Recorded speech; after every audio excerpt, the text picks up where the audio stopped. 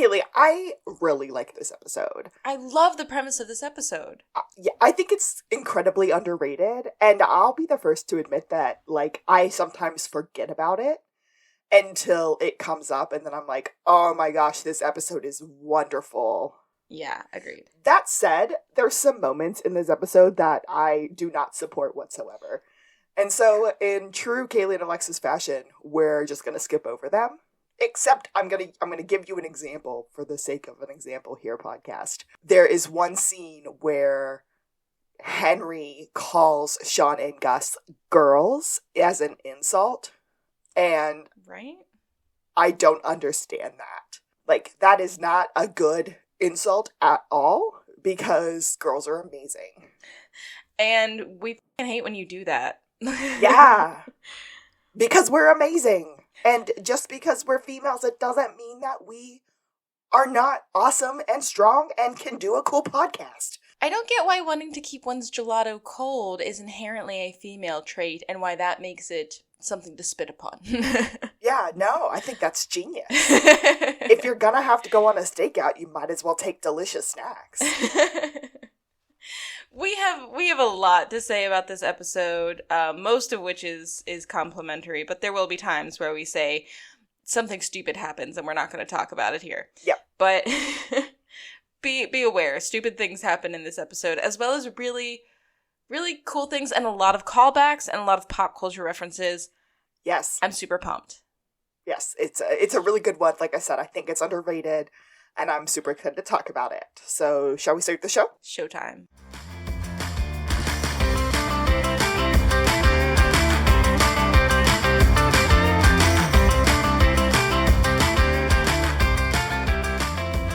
This is To the Blueberry! I am Alexis, and I am a real-life Gus. I'm Kaylee, and I'm the real-life Sean. And this is a Psych rewatch podcast. Kaylee and I decided a while ago that we were going to start a podcast, so we had a good reason to talk to one another. It worked. Over the course of every week, and it is fantastic. But today we are rewatching Season 2, Episode 12, The Old and the Restless. I love this title, this pop culture reference to The Young and the Restless. Yes. The fact that it gets a little soapy at times. It does. Yeah, it's very fun. Also, is this our third episode in a row that the title is a pop culture reference? Ooh, let's check, because I've gotten them in my notes. There's something about Mira, one. Yeah? Gus's dad may have killed an old guy. I don't think that's one. No. So not in a row, maybe, but we've gotten a few. Yeah. The scene opens in 1987, and little baby Sean is sitting with Grandpa Spencer, who is Henry's dad. I guess Grandpa Spencer would be Henry's dad. Yeah, and nonetheless, he tells Sean to put down that bag of bread or breadcrumbs. We're not actually here to feed the birds. We're here to girl watch. And we get into this real weird feminine mystique thing where he's like, everything they do is magical. Before I lost your grandmother, every day with her was like what did he say? An adventure or something? Yeah. A surprise. And I'm like, okay, this isn't much better than using girl as an insult. It's not like we're magical, ethereal beings that you don't have a chance to understand. Literally just treat us like humans. Mm-hmm. But, I mean, he's not being creepy about it. He's just like, no. Sean, it's not all about working, because Sean instantly is trying to, like, profile the people that they're seeing. Yeah. Grandpappy's like, tell me about that girl. And Sean notices the tan line around her left ankle where she's a surfer, and he said she's wonky-footed. Goofy-footed, which means left-handed, but with your feet. Which I think is hilarious. And Grandpa was like, no. Use your imagination. Ooh. Tell me about her. What are her hopes, her dreams? What does she like to do? What's she like? And Sean says, her name is Larsa von Leichenhoff. Ooh, a German chick. She's a giraffe wrangler and test pilot. And she might be a manimal. So we get a call back to manimal. Yes, very early on. Henry comes marching out, and he is mad because Sean was supposed to be doing dishes. Grandpa basically says that, leave us alone to relax, you fun sucker. Yes, very much so. Henry says, I know what you guys are doing. Let me in on this. He sits down, and then he instantly starts to test Sean's abilities. Close your eyes. Tell me how many towels with red stripes there are on the beach. 4. Also, Sean had on a shirt with red stripes, so Henry was not being very creative there. No. I think the point is that Henry's not the creative one, no room for imagination and thinking outside the box, but... Of course, little baby Sean got it right, Yeah. and so Dad didn't get too angry. Henry was just like, you better be 2 steps behind me. You need to do the dishes. And then we get this beautiful grandpa wisdom moment. That's the antithesis of all Henry's responsibility talk. He says, sometimes, Sean, you should just let what your dad says float through one ear and out the other. Like, he says, make your own choices, have experiences, travel, meet interesting people, go on adventures before you're too old to have any real fun. It was a very Ferris Bueller's Day Off moment. Yes. It was just a super, like, seize the day. You might as well enjoy yourself. Now, before we move on to the next scene, I need to point out that Grandpa Spencer is played by, of course, I did not write down the guy's name, but he's a pretty famous actor who's best known for his role in none other than Caddyshack. Oh my Which God. we just referenced in the last episode when they went playing And we've golf. referenced more than once. Like... Oh, yes. But the thing is, his name is Brian Doyle Murray. Thank you. What I love about this scene is Grandpa not wearing plaid, first of all. I have no idea. I don't remember. I was thinking maybe it was like a blue plaid button-up. But Sean gets the best out of both of these advice givers in his life, these male role models. He gets all the skills from Henry. He gets his, like, real know-how, I guess. But he gets this sense of fun and adventure and keeping things light and interesting and just a real zest for life from Grandpa. And I love that so much. And, like, it looks like a very honest continuation of this generational conflict. Yes. Because with, like, Responsible Henry, he had issues with how his dad wanted to, like, seize the day and be a member of the Dead Poets Society and whatnot. It's just really perfect, and it's interesting to me because when we do finally meet Sean's mom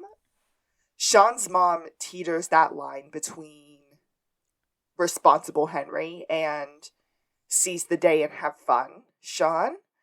And so I love seeing the fact that Sean truly became a beautiful emulsion of the two. Yeah. Amalgamation, that's an even better word. Okay, so there's the end of my spiel.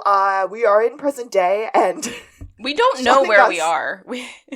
They're just sneaking around. I'm not really sure what they're sneaking to. I don't know what they're trying to find. Yeah, we don't get explanation until much later, but Guest says it's not gonna work. Because they've tried 6 times already.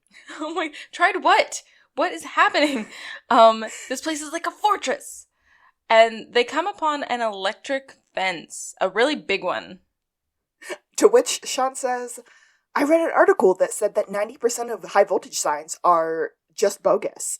Touch it. See what happens. You touch it. You know I conduct more electricity than you. And then he points at his hair, which is kind of funny. I don't know if that's true at all, to have anything to do with it. But then they get kind of like clapped on the shoulders and turned around by this very large man who goes, I'll touch it. Leads them both straight out of there. But Sean says, I don't like the way that sounds. We know we've got a very secure place that has some big, giant security guards.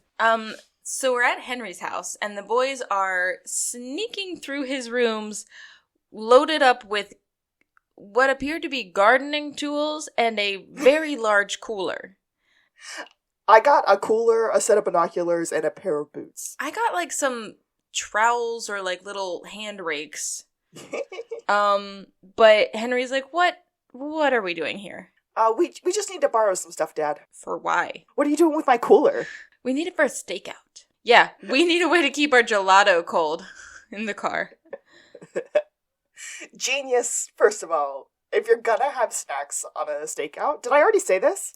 I mean, it might as well be gelato. It might as well be delicious. we said almost as much, but like honestly, it treads the line between a solid and a liquid, and you want to like limit your liquids. So I think it's it's a plausible workaround, right? Yeah. Yeah, and if it does melt, because the cooler is not as good as Henry thinks it is, you can just sip it, and it's delightful, because it's still going to be cold, it's just going to be melty.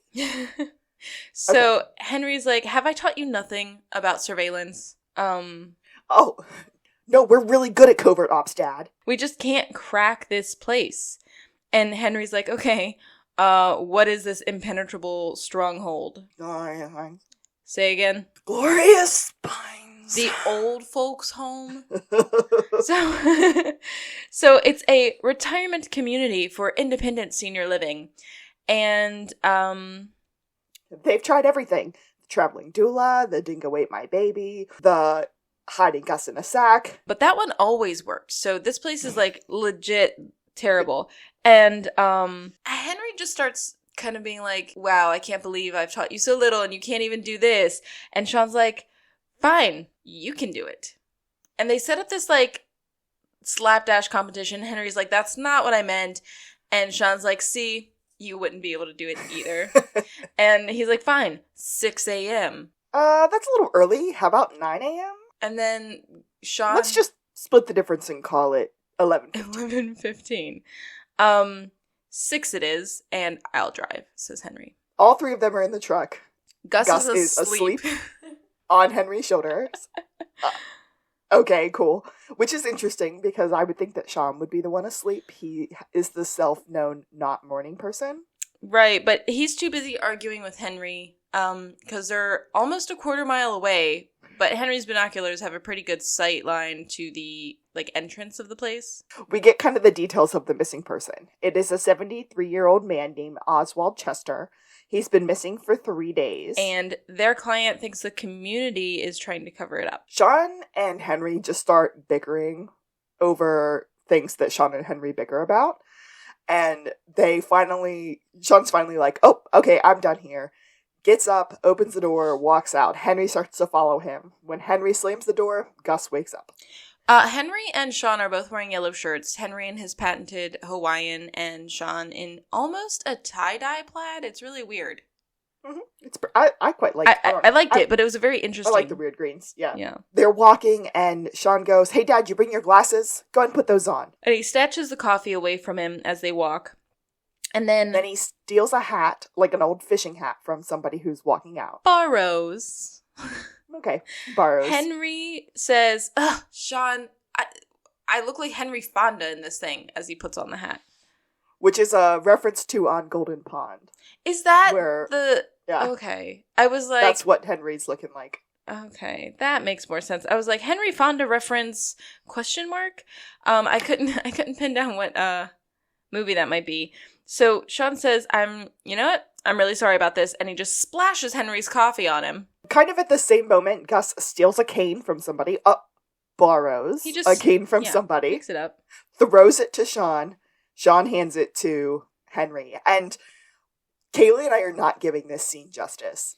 It is so quick. Beautiful. It's gorgeous. Yeah. It's like in a show when someone's supposed to be like running from someone and they do this like quick change as they walk so that like they can't be easily found in a crowd by the person following them. It's beautifully orchestrated. All three of them walk up to the front desk with the very intense red herring named Pamela. And they're like, oh, we're here to check in our Grandpap Henry. And they turn around and Henry's face, he's got his chin down to his neck and he's looking real curmudgeonly. And so he's playing it up accidentally, and then our credits. And that is our credits, yeah. So then we find out that Pamela, who is later called a Nazi, which is kind of funny because she's just a real hard ass. Yeah. It's a weird reference that doesn't need to be made, from my opinion. I mean, we used to call hard ass band directors Nazis, so. Oh. You don't remember? I don't. Oh, okay. Well, I never had one of those, but you guys did in middle school, I guess. We did have a pretty intense band director in middle school. So Pam says, we have an extensive waiting list. And Sean goes, yeah, we just got in off the waiting list. And, the name is Talmadge McGulliger. Well, not before Gus is like, Grandpappy gets real grumpy because, he's getting irate and forgetful in his old age. And Pam says, you two are brothers? Our father worked at Benetton. I don't know why that is a thing that's supposed to make sense. Isn't that a clothing company? It is. Benetton's big push was colors, like lots of bright colors, as well as this like international presence. Yeah, it's like a very like Italian global feel. Yes. Okay. I was just like, my kind of like, I guess this could make sense if it's like modern day Sailor, like he's got a girl in every port. You know, yeah, he's looking for Brandy, the fine girl. Right.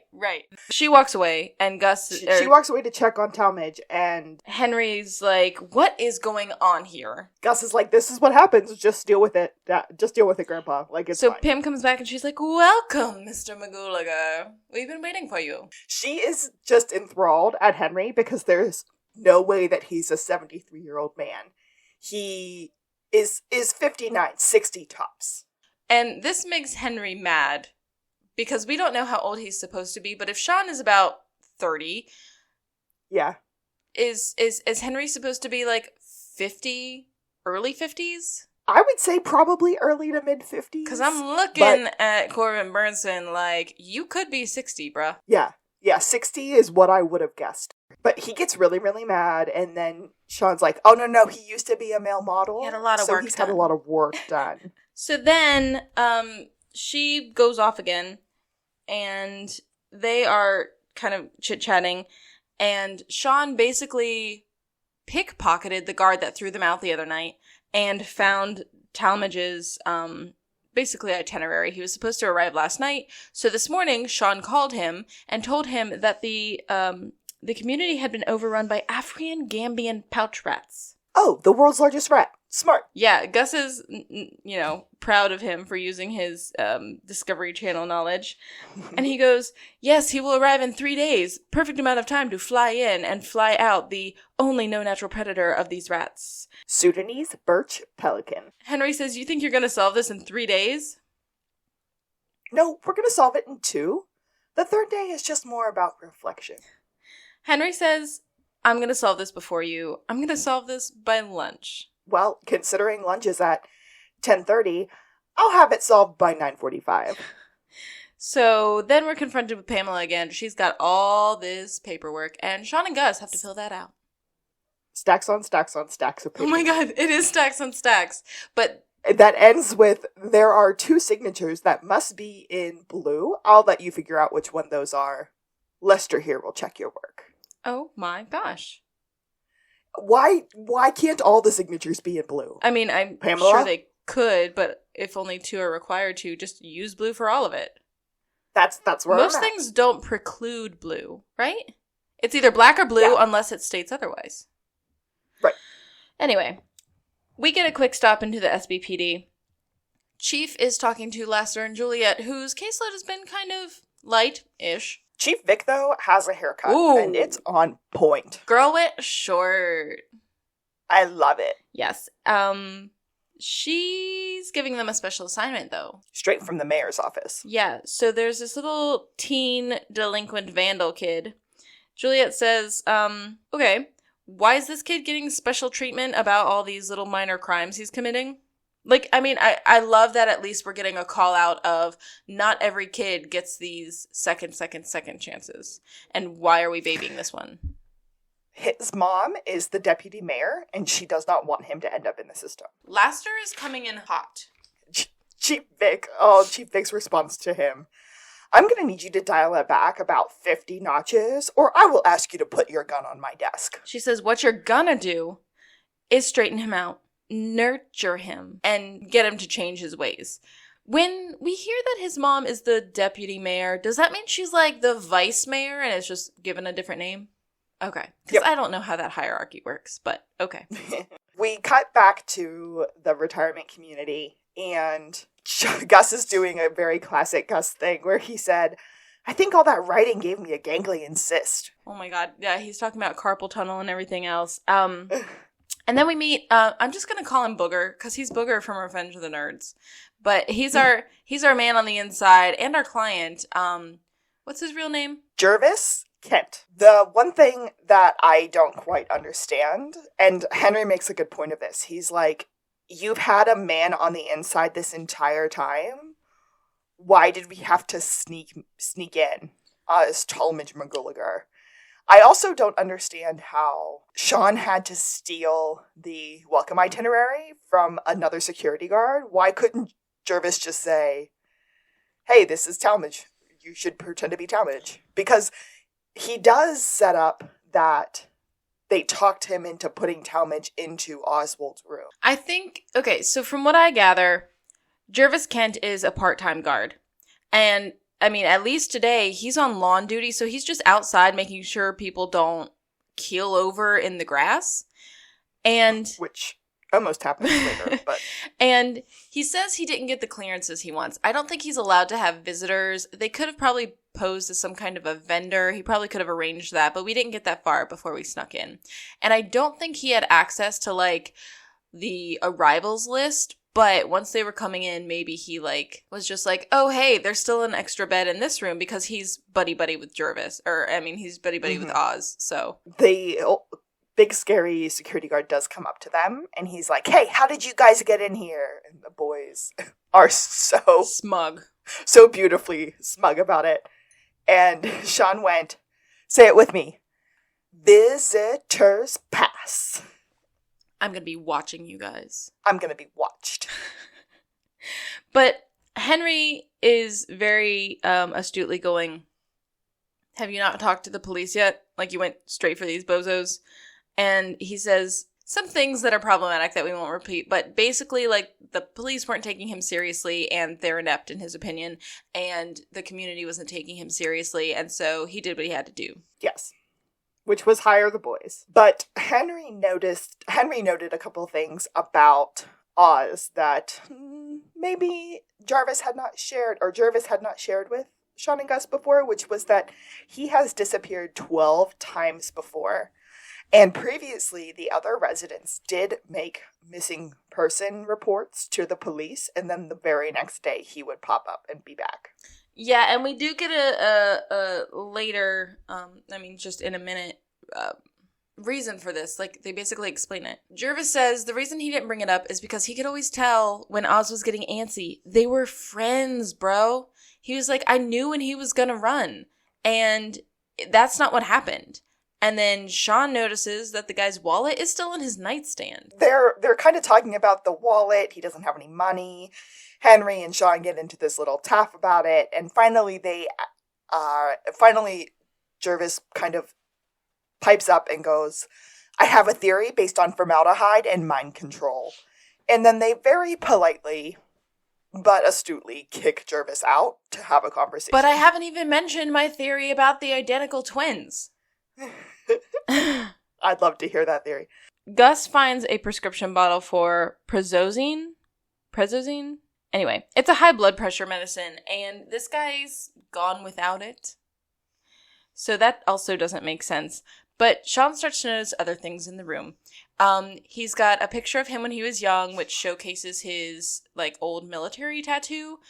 And there's a medal draped over the frame. And then there's a calendar in the room. And it's got different numbers marked off on different days.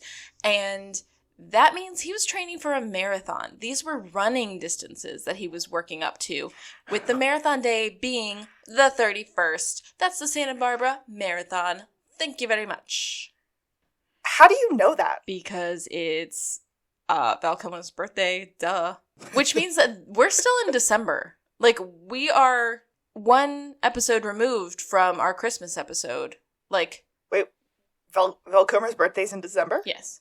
Oh. December 31st, which is also New Year's Eve, people. Right, why would there be a marathon on New Year's Eve? Oh, there's always I guess there's no snow there. That there's always marathons on, like, holidays. There's a lot of, like, 5Ks and stuff for July 4th, and a turkey trot for Thanksgiving, and blah, blah, blah. Right, okay. But here's the thing. We had our Christmas episode where Gus's dad might have killed an old guy. Mm-hmm. I said that title wrong again. I don't care. And then we got our last week's episode, and now we're like still not at New Year's. That's a good point. Yeah. So the timing's weird. All of this is happening very quickly. But regardless, we leave the room, and Henry is like, listen, you have this unhealthy fascination with the guy from Real Genius. Which is the movie where I came to love Val Kilmer. I think mine was Willow. It's a movie I've never seen. A very, like, high fantasy and very fun. But, okay. So, we meet Pamela and the room service director in the hallway. Meredith Cloverfield. And she's like, yeah, do you have any food allergies or health conditions I should know about? And the boys just start listing things. Including no solid foods after noon. Is that true? No, my grandsons are idiots. Liars. They're lying about everything.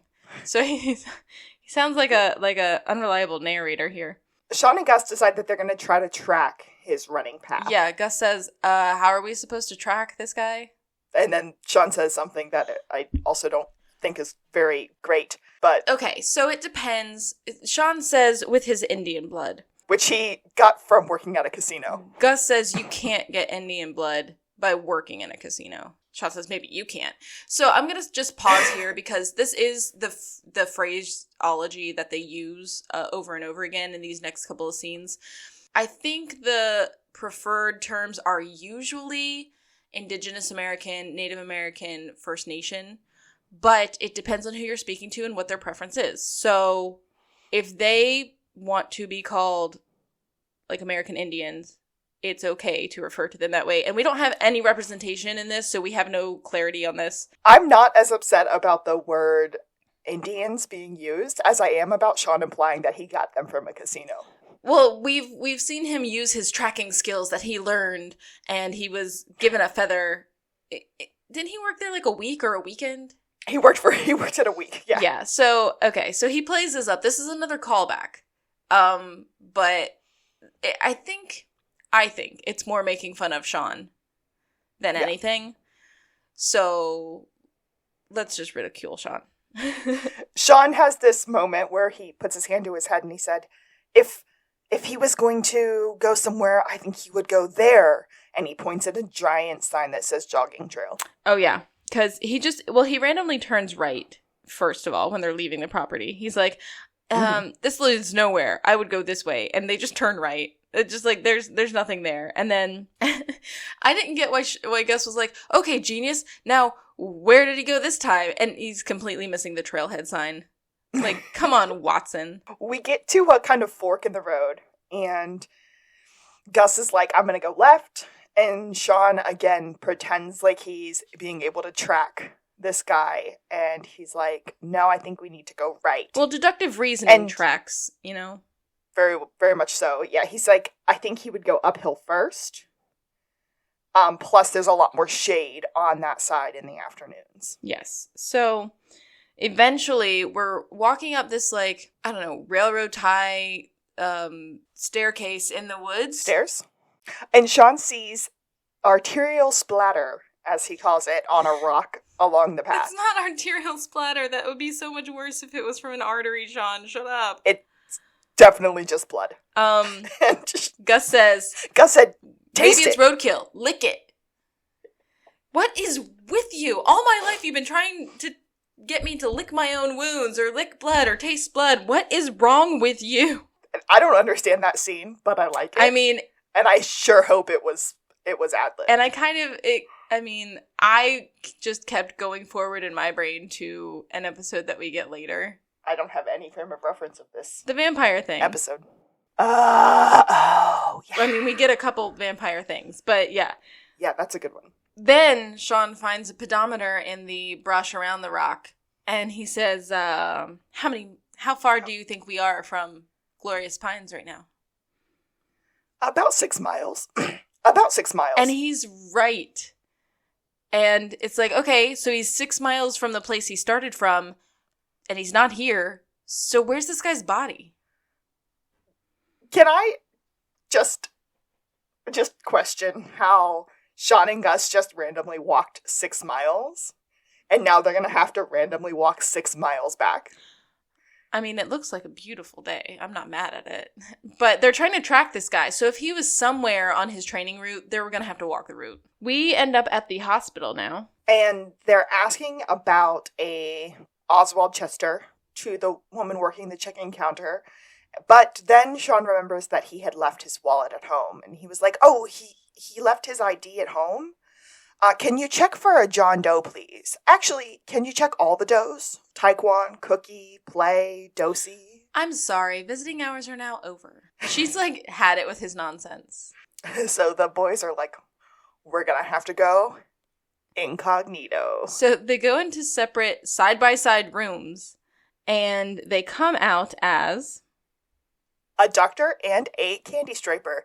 While they're changing, though, this spy music is playing, and it's hilarious. It's beautiful.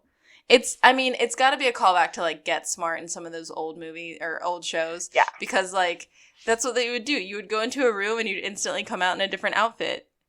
Sean says, do they make candy striper uniforms for guys now? Yeah, there was a lawsuit. I'm just saying, aim higher, man. We're back in the squad car with Juliet and Lassiter, and JJ is in the back seat. It smells like foot back here. Starts, that's what your future smells like if you don't straighten up. Fly right. He calls Juliet baby at one point. That's strike one. Yeah, and Lassiter just keeps giving him strikes, and he keeps demanding that he call her O'Hara and put some respect on her name. And I think one of his lines is like, if you don't want to pee in front of 7 other guys for the rest of your life, you're going to respect the badge. He's just being flirty and hitting on her. And then finally he said, did anyone tell you your hair smells like strawberries? Lester says peaches. Juliet looks bemused. Oh, yes, I need to pick up some peaches on my way home today. We get another, like, Detective O'Hara. Rah! And then the kid is like, man, you've got to lighten up. You get to sit and hang out with this incredibly hot woman all day, every day, and you're just, like, the worst about it. I feel like Lassie's kind of overcorrecting here because he starts complimenting her. Like her work, what she does, she's a good agent, but she is, above all things, not hot. Oh yeah, he definitely made it weird. But, like, I liked the direction it was going in before he vehemently said, she's not hot! But it's basically like, she doesn't even register as, like, a sexual being to me, which I completely understand. I was like, we're partners in, like, the most symbiotic, like, protecting the state of the world type of way. Like, nothing else can factor in. But he makes it super weird. We go back to the hospital. Yes. Sean is kind of looking around and he notices Oswald's tattoo. And he's like, hey, that's the guy. So he goes, are these medical students? And Gus says, residents. He's like, it's all the same to me. Why not? I've heard it both ways. I know. Perfect chance for it. Missed opportunity. They stroll in. Sean goes, I'm Dr. Hauser. I am filling in today. And this is my partner, Knick Knack. He's from Guam. So, Doogie Howser reference. Right. And why Guam? I don't know. Okay, so he's not done with this. He tells somebody to impress him. They start going over a patient. This guy is 3 days post-op, and he's got an open wound, but it's healing nicely. And Gus gets all vomity, and Sean is like, Knick Knack, pull yourself together, man, or you'll be on the first boat back to Telefofo. Which is in Guam. He said, I'm looking for something a little bit different. Maybe an older guy, good body, in a coma or coma-like state. Like he was placing an order for a drink. Well, the patient behind you's in a coma. One of the residents is attempting to explain what's going on, and he uses all of these medical words. Yeah, and Sean is like, what is wrong with you, son? Did they not teach you any bedside manner at the place where we get our ability to practice medicine? Med school? Yeah. Sir, talk to me like I'm 10. He had a drop in blood pressure, which deprived his brain of blood. And then he had a small contusion. Still too much. Talk to me like I'm 5. His blood pressure went boom, and his brain got an owie. Yeah, so when he fell, he got a brain injury, and that's why he's in a coma. And why do we expect foul play? We don't? You're telling me there's nothing here that would make you think something suspicious might be going on? Well, when we administered fluids, his heart rate didn't automatically respond. So it's possible that he's on heart meds and he just took too many of them, so it was suppressing his blood pressure too much. They have no reason to believe that this was foul play. It was probably just a mistake. Sean and Gus are happy. Sean's like, let's take a $5, go get a Coke, maybe play some Frogger. And the residents are... We have a lot of people to see. 5 more minutes isn't going to kill them, is it? We're back at Glorious Pines. Glorious Meadows? Definitely Glorious Pines. I've heard it both ways. And Henry is in the swimming pool swimming laps. And he just broke the record for not most times jumping into the pool without breaking a hip. Yeah, real funny kid. Henry introduces his new friends to Sean and Gus. And it's a not so much anymore lightweight boxing champion and a stand-up comedian. Yeah, former comedian from the Catskills. Rodrigo Lopez and Buddy Markowitz? They are excited to kind of meet his grandsons, and then they're like, hey, we need to take Grandpap and talk to him for a minute. Oh, just make sure you bring him back for the cannonball competition. We get Henry in an old-timey bathing suit. It's on point. I'm not sorry. It's looking good. It does something. It's not something that I would have expected to see, but I guess Sean forgot to pack him his trunks, so he had to borrow something. It's certainly a kink I didn't know I had. Which apparently all the other ladies there didn't know either, because as he's walking away, he literally turns and like flirt waves at all the ladies that have been watching him swim. And they're like, ooh. They loved homage. Sean says, while you've been hanging out at Camp Cocoon, we solved it.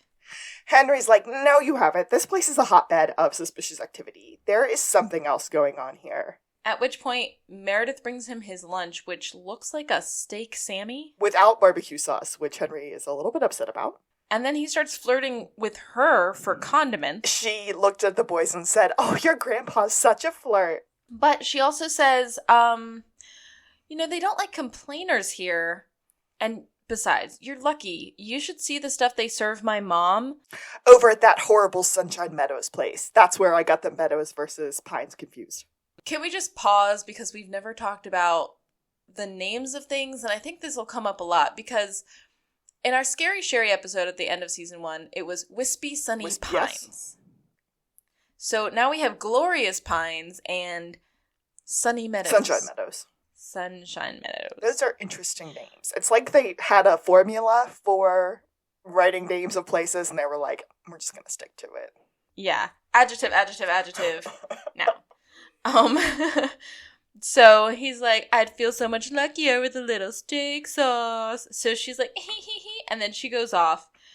But then we see the EMTs bringing out a guy on a stretcher. He looks completely incapacitated. And then suddenly there's a flurry of activity over the pool because another guy just fell in and he's just floating there, also incapacitated. Sean immediately clocks that they both have on these handmade bracelets. Just like the one that was sitting on top of Oswald's wallet in his room. And we kind of pan to Pamela in the window, just kind of ominously staring out, like she maybe had something to do with it. And you called her a red herring earlier, and I never got that vibe. It was just sort of like, there is a cover-up, but it doesn't mean there's any, like, foul play there, because, I mean, it's like, you don't want bad press, is what I was getting. Oh, no, I was definitely getting it was her. I think I knew it wasn't her, and so I just kind of, like, didn't embrace the vibe of that ever. Back at SBPD, Sean is psyching out a bit about someone attacking the old-timers down at Glorious Pines. Gus said he thinks it might be an Angel of Death situation. The kid is just watching with a WTF look on his face. And then Henry, and then Lassiter said, what you fail to account for is that it is 5 degrees hotter today than it has been than it was last year this time. And frogs cannot swallow as they blink. I thought we were just saying random facts. That means nothing at all. And Jules clarifies, if there's a heat wave or a cold snap, older people are more likely to fall ill. Jervis walks in. And he's like, shouldn't we be checking Will or calling the mortuary or something? I learned all of this in the police academy. And then, okay.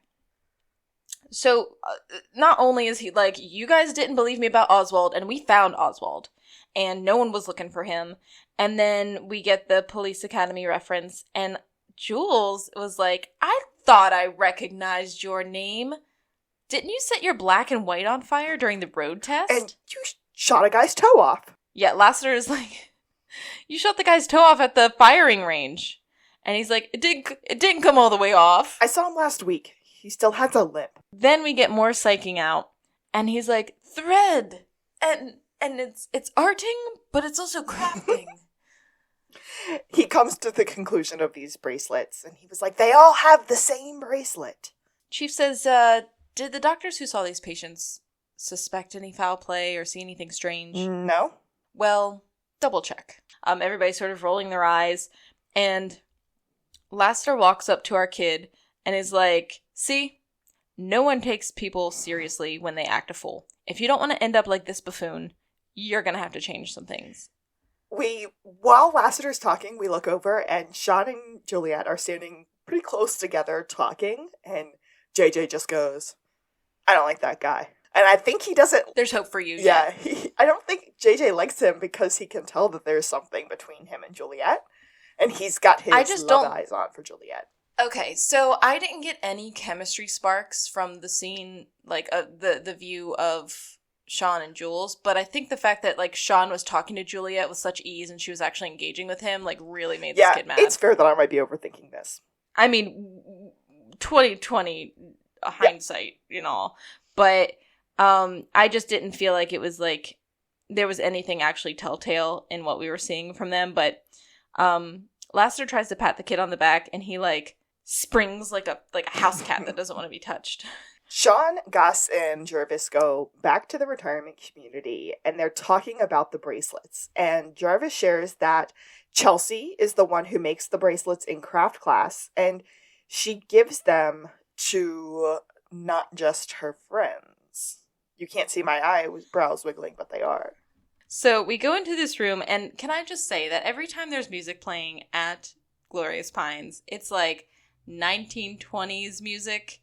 These people aren't that old, you guys. Oh my gosh, they're really playing this up. But Henry is dancing the tango with Miss Chelsea.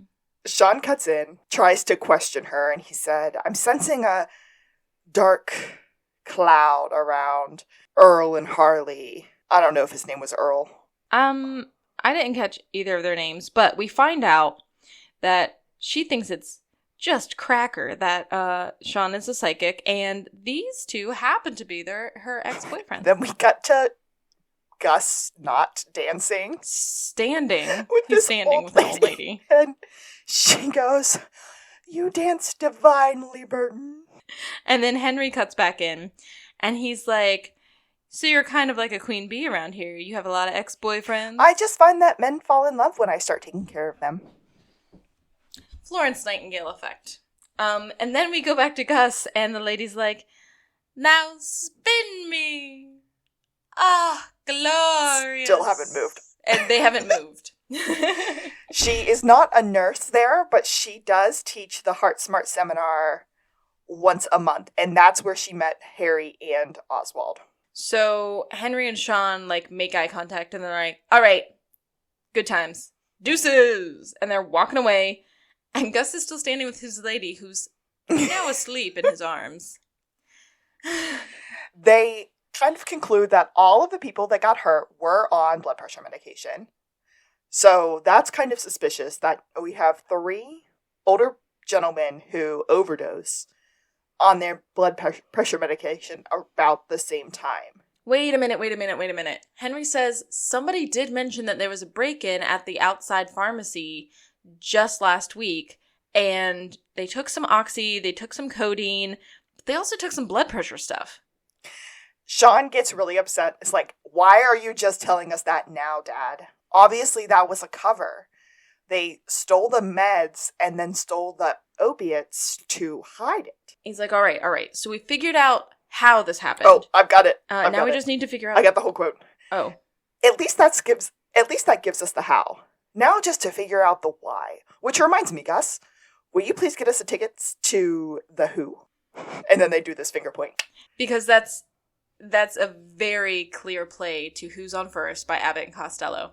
And it's beautiful. All right, so they need to find a list of who was on the blood pressure stuff to see who else might be victimized and kind of figure out a motive. So we're going to have to do a sneak. They are pretty sure that Pamela has this information, and so we need to distract Pamela so that Sean and Gus can break into her office and find that list. Sean, I'm not going to injure myself just to distract people for you. Because Sean is telling Henry to throw himself down the stairs. Just take a header down the stairs, Dad. He ends up stubbing his toe. Oh, my toe! And then they're like, you gotta do something better than that. So he starts grabbing his side and screaming, my liver! My liver! It might be failing! Finally, Pamela comes out of her office, and the boys, are sneaking and turning a table around and moving it with them. It's very, Looney Your Tunes. liver is fine, Talmadge. You're not even jaundiced. Also, that's not your liver, that's your spleen. Oh, my spleen! And the boys finally make it into her office. Okay, pause for a second. When we're panning back to the table, from the point of view of Pamela, on a coffee table, there's a big fruit platter. No, flour, right? No, on the table they were moving, it's flowers. But on the coffee table that we see right before it pans to that table, there's a big fruit platter. Oh. I did not catch a pineapple, but if there was one in this episode, that is where I would guess it was, because I did not catch a pineapple either. I found the internet had found a couple of things that maybe look like pineapples, but none of them were that good for me. There's a couple of lamps throughout the retirement community that have kind of this bulbous area and then these outspurts that could be in the shape of a pineapple, but I can't call it on that. Yeah, so I think we're saying we didn't definitively find one, but please, if you find one, feel free to email us. That's totheblueberrypodcast at gmail.com. Heck yeah. Okay, so that was just my little aside. We are now in Pam's office, and Sean's like, ooh, I think I found something. This might be the list. No, this is just the waiting list. He notices that all three of the gentlemen who got sick had FTC next to their name, and they're getting kicked out. What's FTC? Furious Tiger what? Full-time care. It was in the brochure. Anyone who needs round-the-clock care can't live at Glorious Pines. They just don't have those resources. So he's looking through the wait list, and he shows it to Gus and says, do you recognize any of these names? I'm going to say that I knew who it was from the moment the show told us who it was a little earlier, and I think I would have caught that little tip-off had I even not seen it before. Because that's just the formula of these things, and I think I'm attuned enough that, when it was dropped into conversation all casual, the big clue, I caught it. Yeah, when those things happen that don't make a lot of sense in the moment. Yeah, I agree. So then Pam's trying to get back in her office, and the boys run out the window and run away. They do a happy dance when they figure out who the bad guy is. When I love me a good happy dance. Yeah, they do the Gus jump up and down, and the Sean kind of walk like an Egyptian voguing thing. When they run outside the window, Gus looks like he's limping weirdly, or he's just running weird. Did you? I didn't notice that. I do have a couple of concerns about this, though. First of all, why does that window open and not have a blind? Or, I'm sorry, not have a screen in it? None of the windows in my house have a screen, so really? I don't know. Yeah. We don't open them unless we know it's not bug season. Oh. You know what I mean? I open our windows. We open our windows all the time. We all have screens. But that's a pretty fancy retirement community. You would think the windows would have screens. I'm just saying. There's so much security that I don't think a screen is going to stand between. Also, whomever's on lawn duty, unless it happens to be Jervis, would they not notice someone climbing out of a window? I mean, it depends on how many people we have on lawn duty. I think they're pretty... Anyway, back to SBPD for my least favorite scene of this entire show. It's not really worth it, so quick rundown. We meet a SBPD prison inmate named Hell on Earth, whose real name is... Daryl. And this is Lassie's attempt to do a scare him straight on the kid, and it fails. It fails mightily, and he ends up kind of having, like, a jovial conversation with Hell, and I really hate the conversation. Like, it's a lot of, like, misinformation and misrepresentation of things in general, but basically Lassie fails and he's salty about it. Yeah. So we go back to the retirement community, and one of Henry's friends that we met earlier, who happened to be an old stand-up comedian, is telling these really bad jokes. But we do get a reference to Bo Derek in 10. Okay, I was like, did you get the joke? Because I did not at all. Yeah, because Bo Derek was the 10 in the movie. So she went 10, 9, 8, 7, 6. I got it now. Yeah, it's bad. Sean walks in and screams. It starts having his full psychic freak out. And he was like, it was not an accident. Somebody in this room has been poisoning the people of Glorious Pines. It was you! No, not the comedian. Try again. It was you! Nope, not Chelsea. Try again. It was... he, like, walks over to the person and is like, no, it was you. You're the person. Which is Meredith. What are you talking about? And he breaks down, you did it to get your mom in here. Because she was 7 on the waiting list. He screams, help me, help me, help me, help me, Rhonda. Help me, Rhonda. Help me get her out of my heart. Yes, Beach Boys reference. Okay, so she's like, these people trusted you and you had access to their food and you stole their meds and you covered it up as like a drug robbery. And then you doped these people that you knew were already on heart meds. Heck, Chelsea's bracelets practically pointed them out for you. And then we get a little aside because the real Talmadge is walking in and we gotta wrap this up, boys. You almost killed 2 other people on top of that. A couple more people, and then you and your mom would have been reunited, and it would have felt so good. Reunited, and it feels so good. So the real Talmadge is entering. Sean kind of notes that she has some powdery stuff on her nails and screams, quick, check her pockets! I think she has stuff on her right now!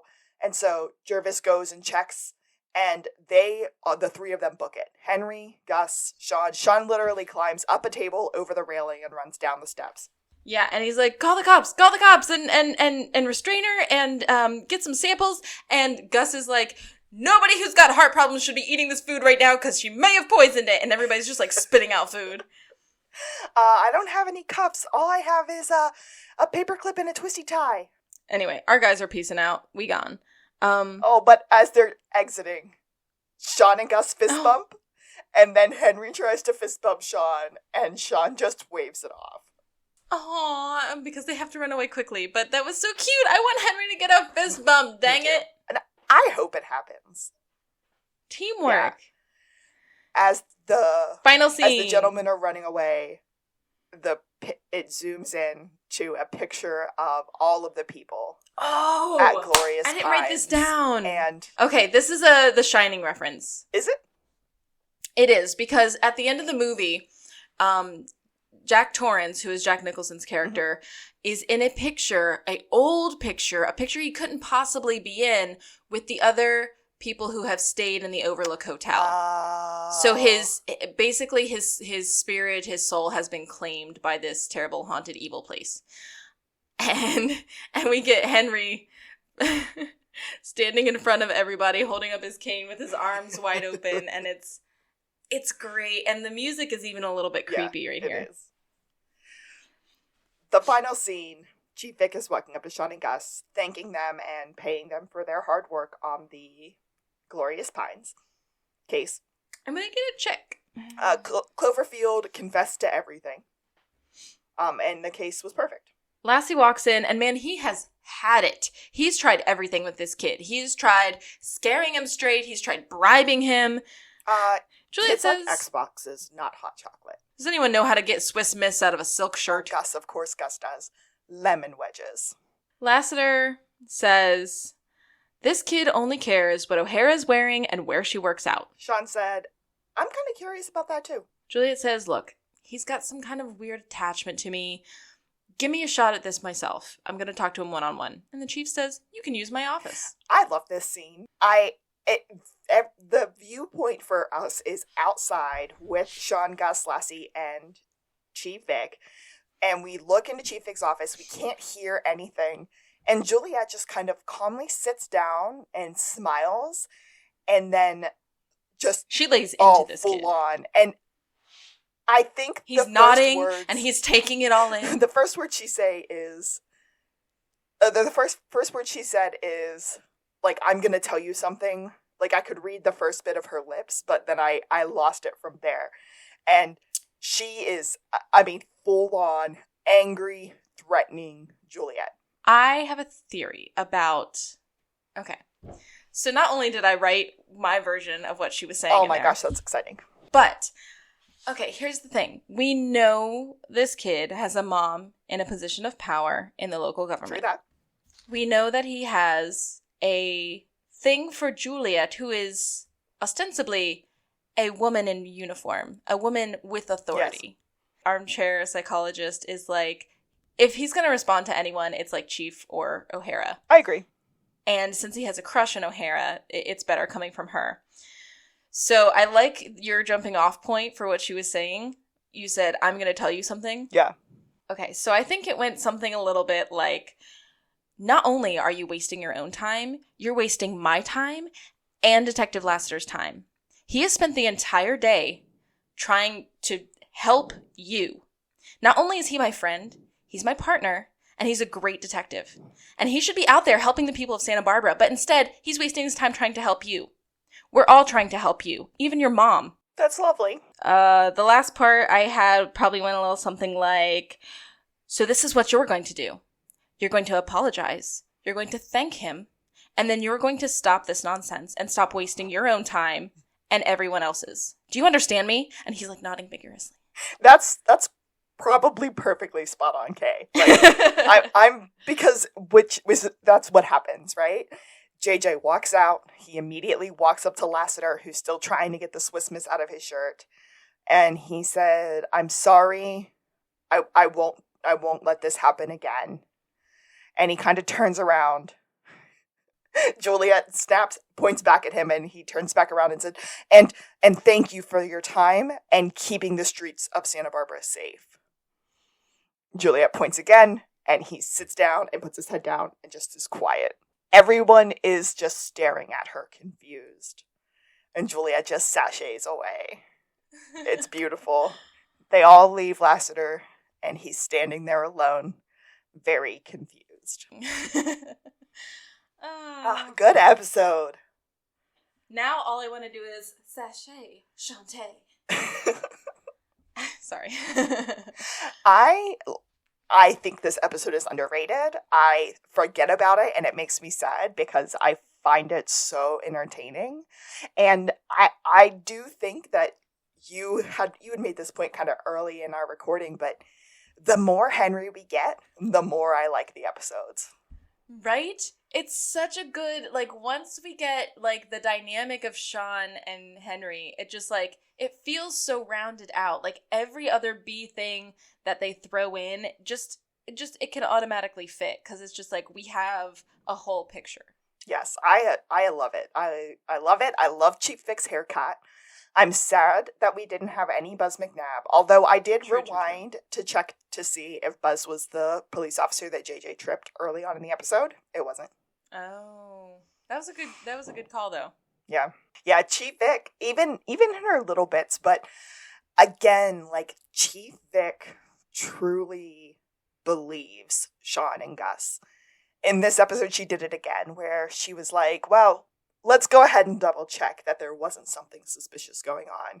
Because she knows to listen to them. It's just lovely. Yeah, absolutely. And I think, I mean, this episode had a lot of callbacks to past episodes that just, like, builds on the canon. And I think we've seen this so many times, but we're watching it in such detail with such focus now that I think, like, we're going to get so much more out of it with those. And I think, I mean, every time I watch it in perpetuity, I'm going to keep getting new things from it. But it's so great. I'm very, very happy with this episode. I'm very, very happy so far. Yes, all on point. I'm Alexis. This is the part where you get blindsided with Plan B. It's kind of fun when it's not happening to me. And I'm Kaylee. What bad side? All good from where I'm sitting. And this has been To the Blueberry! Psych out.